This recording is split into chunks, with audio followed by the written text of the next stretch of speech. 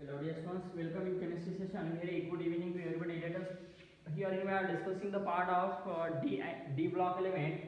So that is in previous lecture we have studied this part of D block element. This is what electronic combustion, general electronic combustion, what n minus d, n minus 1, n minus 1 d, 1 to 10, and what n s 1 to 2. So this is what general electronic combustion.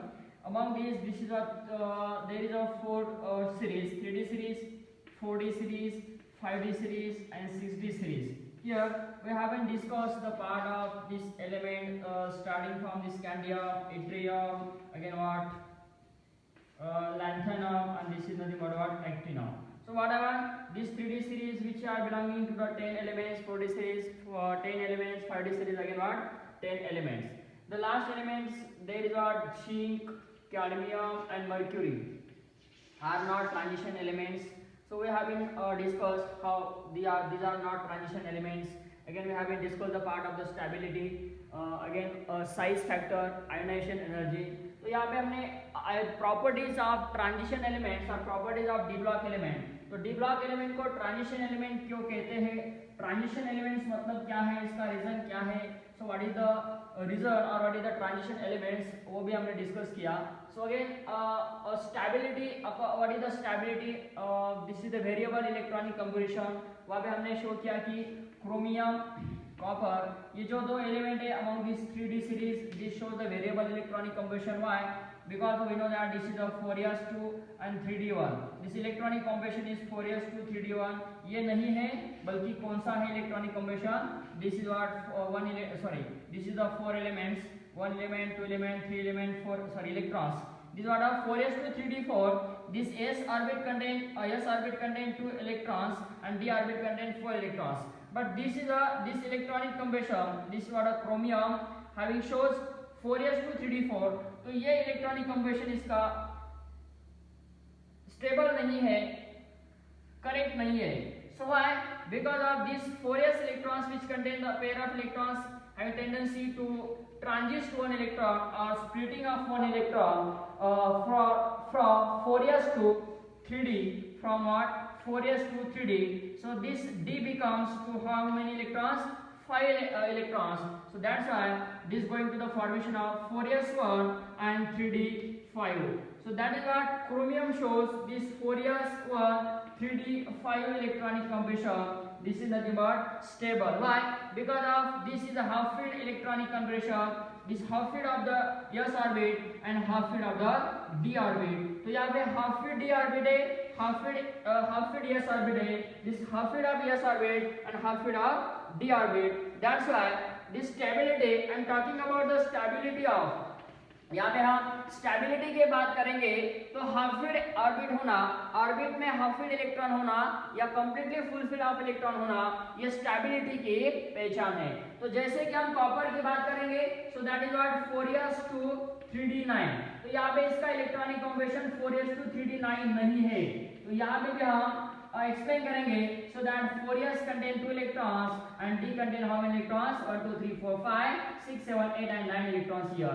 So whatever, again one electron is transist or one electron is splitting from 4s to 3d, 4s to 3d series. Again whatever, it going to the formation of what 10 electrons. So that is the 4s1 and 3d 10. तो यहाँ पे हम stability की कभी बात करेंगे तो इसका इलेक्ट्रॉनिक कम्बशन 4s1 3d 10 ये करेक्ट है because of the stability. Again here this s orbit contain half filled electron and d orbit contain completely full filled of electron. यहाँ पे याद रखना है completely full filled of electrons, half filled of electron ये stable होता है stability की तरफ. तो this is nothing but what chromium shows 4s1 3d 5 electronic combustion, as well copper shows 4s1 3d 10 electronic combustion. This is due to what stability, half filled of electrons, completely full filled of electrons, again half filled and completely full filled of electrons. That's why this chromium and copper shows variable electronic configurations. तो यहाँ पे हमने इसके पहले lecture में property के बारे में डिस्कस किया था. है ना। प्रॉपर्टीज में कौन से प्रॉपर्टी हमने एक्सप्लेन किया था? पहली बात हमने साइज फैक्टर को एक्सप्लेन किया था, देन व्हाट आयोनाइजेशन एनर्जी को एक्सप्लेन किया था, so then what melting point and boiling points, this is melting point और बॉइलिंग पॉइंट। तो यहाँ पे भी हमने इलेक्ट्रॉन की तरफ से क्रोमियम, यहाँ पे chromium, so that is chromium, molybdenum and tungsten, इसका मेल्टिंग पॉइंट ज्यादा होता है। इसका रीजन क्या है कि NS ND की बात करेंगे, आउटरमोस्ट इलेक्ट्रॉनिक कंप्रेशन की हम बात करेंगे NS ND, so that is how many total electrons, this is nothing but what 1 electrons, this 5 electron. मतलब क्या है, मैक्सिमम अनपेयर ऑफ इलेक्ट्रॉन यहाँ पे है, maximum unpair of electron d orbit और s ऑर्बिट में प्रेजेंट होने के वजह से उसका मेल्टिंग पॉइंट क्या होता है, ज्यादा होता है। उसके बाद हमने ऑक्सीडेशन नंबर, है ना, ऑक्सीडेशन नंबर के बारे में एक्सप्लेनेशन किया, ऑक्सीडेशन नंबर या ऑक्सीडेशन स्टेट, है ना, ऑक्सीडेशन नंबर या ऑक्सीडेशन स्टेट। साइज में यहाँ पे हमने शील्डिंग एक इफेक्ट देखा था, सो that is one of the effect what shielding effect को हमने कहा था स्क्रीनिंग इफेक्ट। कौन सा इफेक्ट? Screening effect. यहाँ पे आयोनाइजेशन एनर्जी की हमने बात की थी कि क्या होता है, size is inversely proportional to what ionization energy but directly proportional to what effective nuclear charge। तो यहाँ पे ये कंसेप्ट को हमने एक्सप्लेन किया था as according to shielding effect, screening effect, poor shielding effect के बारे में हमने एक्सप्लेनेशन किया था। उसके बाद मेल्टिंग पॉइंट और ऑक्सीडेशन नंबर। तो यहाँ पे इस लेक्चर में हम प्रॉपर्टीज की बात करने वाले हैं in condition of next property, that is a magnetic properties. कौन सा property? Magnetic properties of D block element. So I'm writing here magnetic property। अब यहाँ पे रिपल्शन और अट्रैक्शन की हम जब बात करेंगे, किसकी बात करेंगे? रिपल्शन और अट्रैक्शन की बात करेंगे।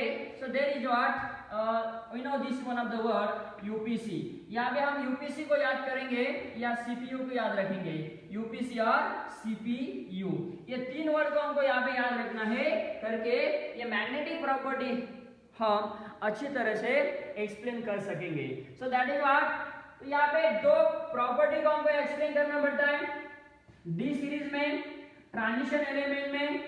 पहला है पैरामैग्नेटिक की बात करेंगे यहाँ पे। दूसरी प्रॉपर्टी है पैरामैग्नेटिक एंड डायामैग्नेटिक। ये दो प्रॉपर्टी हमको यहाँ पे एक्सप्लेनेशन करना है। So what happen here, you का मतलब यहाँ पे याद रखना है अनपेयर ऑफ इलेक्ट्रॉन। ऑर्बिट में किसी स्पेसीज में, क्या बोला मैंने, स्पेसीज में या कॉम्प्लेक्स के ions that species complex contain species which are having these ions। तो आयंस में अनपेयर ऑफ इलेक्ट्रॉन से एलिमेंट, ट्रांजिशन एलिमेंट्स के आयंस में अनपेयर ऑफ इलेक्ट्रॉन होता है तो वो क्या रहता है, पैरामैग्नेटिक होता है। याद रखना है पैरामैग्नेटिक उसका नेचर होता है। सी की बात करेंगे तो वो एक प्रॉपर्टी बताता है, कलर प्रॉपर्टी। क्या होता है वो? कलर बताता है। तो मैग्नेटिक प्रॉपर्टी के साथ में हम कलर प्रॉपर्टी को भी एक्सप्लेन करने वाले हैं। तो यहाँ पे दो प्रॉपर्टी को हम एक्सप्लेन करेंगे। तो स्टार्ट करते हैं। यहाँ पे ये तीन वर्ड याद रखेंगे, यूपीसी जाऊकसी, काशीला जाऊकसी, यूपीसी। यहाँ पे मैं लिख के रखता हूँ यूपीसी जाऊकसी, काशीलामी जाऊकसी, है ना। सो दैट इज व्हाट, यहाँ पे वर्ड याद रखना है यूपीसी आपको। So if we are having this scandium, यहाँ पे हमको पता है कि स्कैंडियम -2 इलेक्ट्रॉन हम यहाँ से करेंगे तो स्कैंडियम बनेगा 2 पॉजिटिव। सपोज हमको स्कैंडियम से -3 इलेक्ट्रॉन्स करना है तो स्कैंडियम क्या बनेगा, 3 पॉजिटिव, है ना।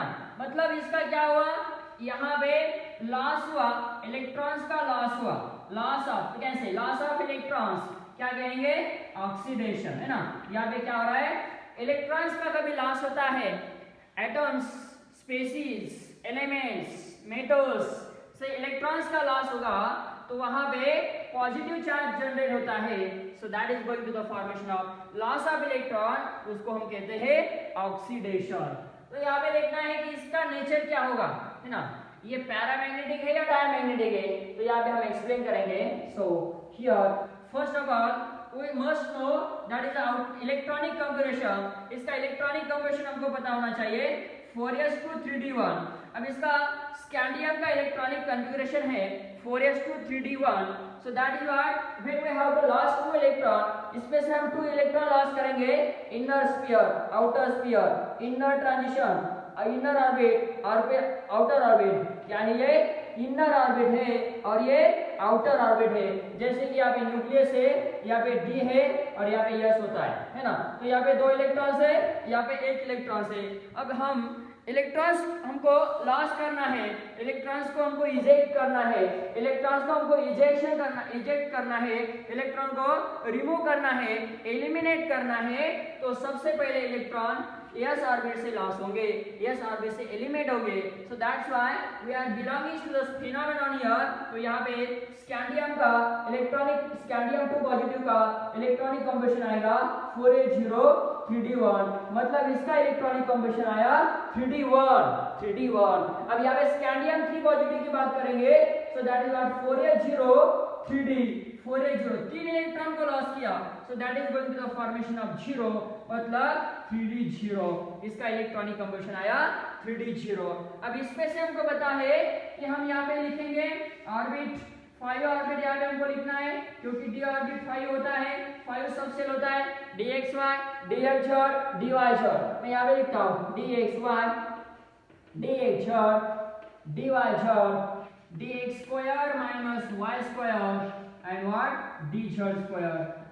between the, this is nothing but on the loops, इसको ऑन द लूप्स कहते हैं, इसको बिटवीन द लूप्स कहते हैं। तो दिस 5 ऑर्बिट, यहाँ पे हम नेक्स्ट पार्ट स्प्लिटिंग पैटर्न में ये कंसेप्ट हम एक्सप्लेन करने वाले हैं, splitting pattern of D orbital. Complex का स्प्लिटिंग पैटर्न कैसा होता है ना। T2g Eg, there are two set of this is the energy level orbit, T2g level and Eg level and T2g level। तो वहाँ पे हमने as a part of this is what valence bond theory, coordination compound. इसके बाद जो coordination topic है, coordination topic में हमको ये कंसेप्ट देखना है कि valence bond theory, crystal field theory and molecular orbital theory.